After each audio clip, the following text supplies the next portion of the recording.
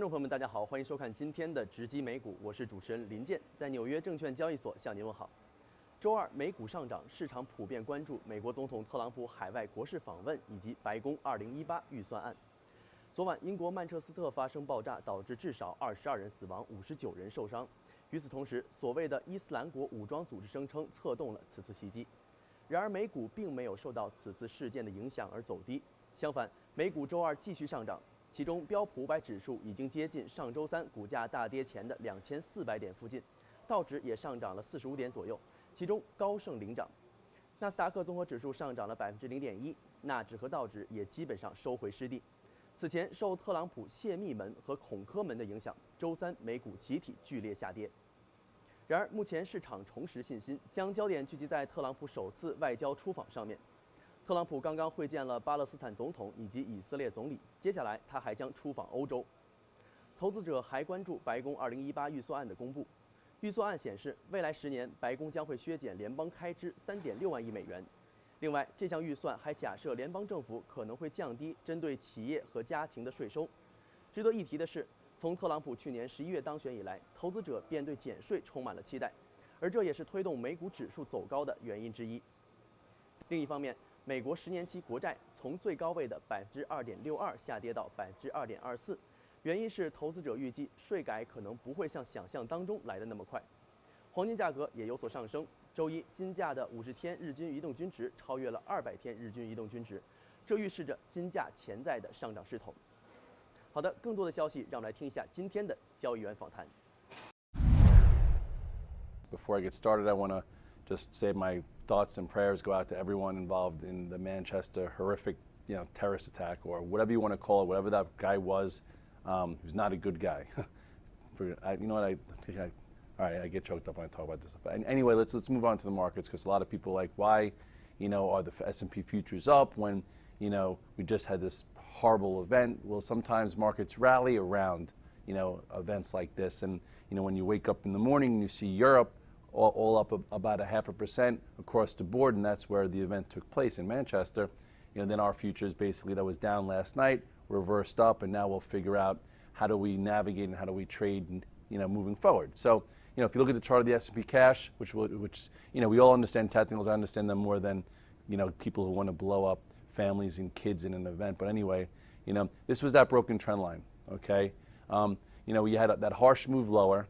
Okay, a lot of us want to take advantage of a bounce, and this is that red dog reversal. What's a red dog reversal? Most of you guys know you get below 23.56. In order for this to continue to the downside, what did it have to do? Get below this and stay below it. What did it do? Went below it and reclaimed it. So that was your long entry. Okay, and then what did the bulls do? They took back the 50-day, and then they took back the broken support that should have been resistance if the bears had some power, and they did not. Now here we are, right back up to 2,400. So do I think that we blast through it today? I'm not so sure, but just don't get caught in that pain trade because you're upset that you got rid of some longs, into this big downdraft, or, you bought here and you sold on Friday and you're like, oh my God, look where we are now. So just try and put that all aside and navigate what's in front of you for today. Let's see if we stay above 23.95. If we hit 2,400 and sell down and get below this, maybe we do a little sideways action, but we shall see.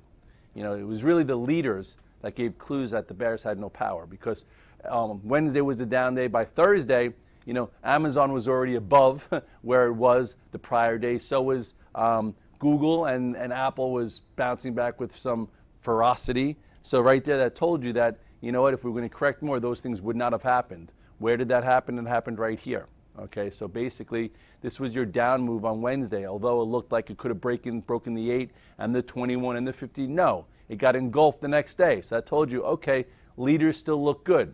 So anyway, I'm long some Amazon, and I'm going to sell a little bit into the strength and then see if we can continue up towards 1,000.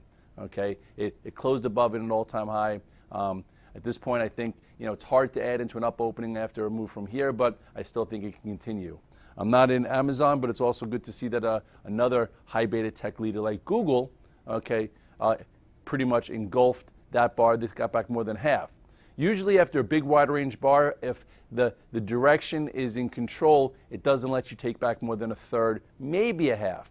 So anyway, Google's looking to break above this pivot here. It's a little hard to enter, but I'm not saying it's a short above 65.90. Perhaps it goes also. It's been moving with Amazon. Also Apple, which I am long. I put the chart up yesterday showing you guys, this new wedge pattern. We've had some really nice 3-day trades here, if not just holds. Here was one of them right after earnings. Remember this little, move down that held the 8-day. You could have bought in the hole and then added on this way up there. We did it again right here. Okay, and then, if you got out of the way, which a lot of us did, that's fine. All of a sudden, it bounced, held the 21-day. Now we'll see whether or not some power comes back to Apple. So I am long Apple verse 152.91, and if it can get above this 154.50, maybe it continues. Okay, but make sure that it proves that the volume is there in the first half hour. So tech's been, really strong, and it's been strong all year. They had their chance, they couldn't contain it. Now we'll see what happens with the small caps and the banks. Tomorrow you have the Fed minutes, and if they're hawkish, which I think they may be, maybe that gives a little confidence, for those two sectors that have been lagging in order for the markets to get power. If not, we'll probably stop, still in this range, and you just have to pick the right stocks. 好的，感谢您收看今天的节目，我们下期再见。